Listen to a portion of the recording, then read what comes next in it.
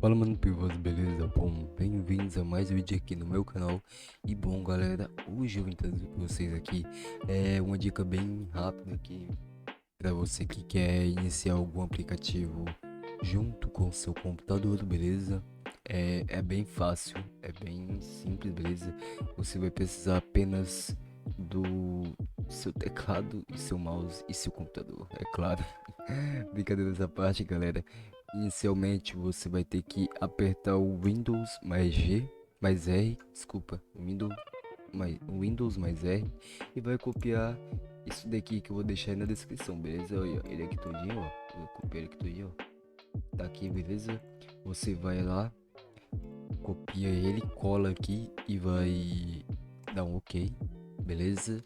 E aqui eu já tenho o Wallpaper 64, beleza? É um aplicativo que eu já usei, mas eu vou colocar outro aqui como exemplo.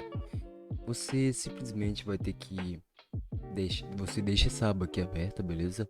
Você cria outra aba aqui e você vai escolher o aplicativo que você vai querer abrir junto, beleza? Por exemplo, eu vou querer abrir o Discord, beleza? Eu vou pegar o Discord e vou arrastar lá para aquela aba que está o comando, beleza? E você vai arrasta para cá para dentro e simples, é isso. Você vai fazer isso e o computador vai automaticamente iniciar junto com esse aplicativo, beleza? É bem fácil assim, beleza? Não tem tanta complicação assim, mas é isso. Se eu ajudei vocês aí, não se esqueça de deixar seu like e se inscrever, beleza? Para nós chegarmos aos 1.000 inscritos ainda esse ano, beleza? Conto com todos vocês. Obrigado, até a próxima e fique com Deus.